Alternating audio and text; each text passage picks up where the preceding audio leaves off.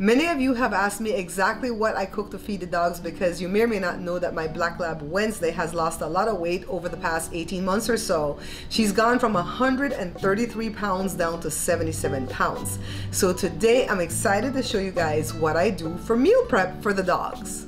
You're watching the Bear Pantry Show. My name is Barbara, and for over a decade I've been teaching viewers and subscribers how to cook authentic dishes from my home country of Belize and many other delicious dishes from basic ingredients.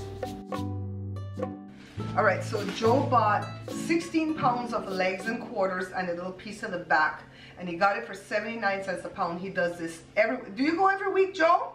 Do you go every week or every other week? Every other week. Every other week. So twice a month he goes and he buys this amount of legs and quarters so that I can cook for the dogs. So we separate them into 3, I think. 1, 2, 3, 4, 5. He normally does 5 to 6 of the legs and quarters.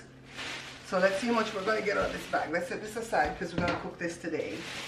Do you have an old vehicle that's constantly breaking down on you and you have to call the tow truck or rent something to tow it home, or worse yet, it's sitting in your driveway taking up valuable space and becoming an eyesore to your neighbors? Why don't you sell it?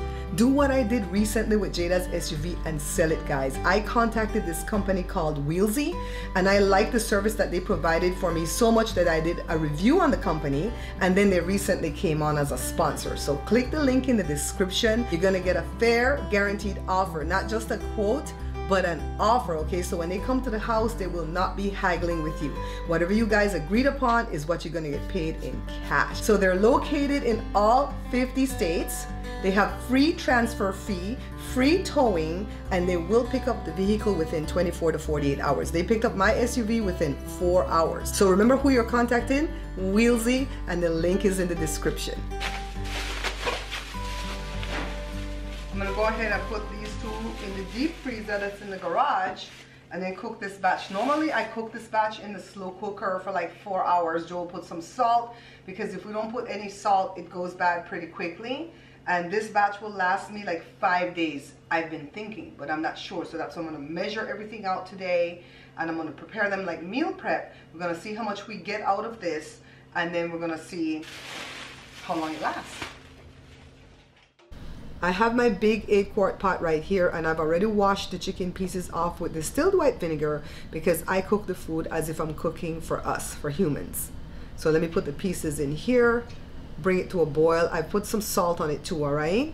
I'm gonna make some brown rice, and along with the brown rice today, let's check on the chicken again. It's boiling away. Potato, sweet potato, and carrots. Let me put all these pieces in because the chicken is already cooking for like a good 20 minutes. And it's gonna be a tight squeeze, but we're gonna manage. So it's boiling. Let's check on it again. It's done when there's no blood coming out of the chicken pieces when you poke it with a fork, all right? And when the potatoes and carrots and stuff are also soft. I'm gonna go ahead and remove it now, put it in this bowl, and use this cutting thing here that my friend Shanika gave me. Hey Shanika, to just go ahead and squish away, okay? So it was fogging up my camera lens, so I had to move it away. See what it looks like right here? We can totally eat this. So add the cooked brown rice, and then I'm gonna blend some spinach with some water. Let me put some apples in here too. Take out the seeds and stuff, take out the core, okay, out of the apple. Put some chunks in here, blend it, put it in here so they can have some vegetables and fruits. And then I'm gonna pick the chicken from the bone. Okay, you don't wanna give the dog chicken bone because it can splinter in its stomach, especially with labs. They have stomach issues, right? So I'm gonna make some oatmeal. All this stuff is fiber. Let me go ahead and give this a mix with this Spurtle Myrtle thing here from my friend Cindy. Yes, a lot of people donate to the show. I so appreciate it, guys. So let me grab my oatmeal that's cooked. I'm putting this because I want it a little bit more wet, and then I have it measured out by 2-cup assortments and also by 1 cup. Alright guys, so I put some in the freezer because I wanted to see how long it'll last, and it's been about 4 days since I recorded that video. So this right here is a 2-cup serving, this is a 1-cup serving, and this is a 1.5-cup serving. And the reason that I have it like this is because Cora, or Husky Shepherd mix. She's more active and she's a skinnier dog than Wednesday the Lab. So she's only 67 pounds, so she eats 2 cups morning and night, right? So when I had Wednesday on a strict diet to bring her down, I would give her 1 cup morning and night. And now that she's at 77 pounds and only has 7 more pounds to go, I'm tweaking it yet again, and I'm giving her 1.5 cups morning and night to see if she'll gain back any weight or if she'll continue to lose. She's not as active as Cora, but she's still active every day because Joshua takes her on a run. And so she's getting in exercise every day. So it's not like she's just laying here the entire day. But the rest of the time she just lays there, except for the little walk. Anyway, so I'll let you guys know if this 1.5 cups is allowing her to reduce even more, or if that just maintains. But for right now, this is what I'm doing. So you see how big these dogs are, right? 67 pounds and 77 pounds. If you have a tiny dog, 1 cup twice a day, or maybe you can even split that depending on how tiny your dog is. But this is what we do for the dogs. We don't give them dog food anymore. I don't think I would ever go back to dog food, and if I were to start over with a brand new dog, I would never ever give my dog food. I wouldn't even buy that Rachel Ray Nutrish. I wouldn't buy Farmer's Dog, nothing. I'm just gonna cook for the dogs. They so appreciate it. When you see they put their 2 front paws in the thing, and just sometimes Wednesday will lick around the bowl. Maybe that's just a fat girl thing.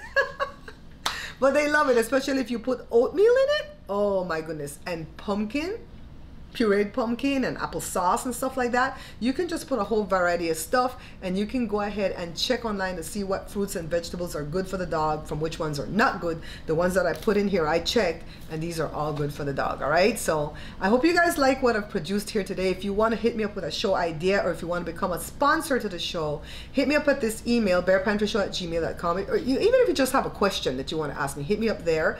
Don't forget to like, share, subscribe, and of course I look forward to your comments. What are you feeding your dog?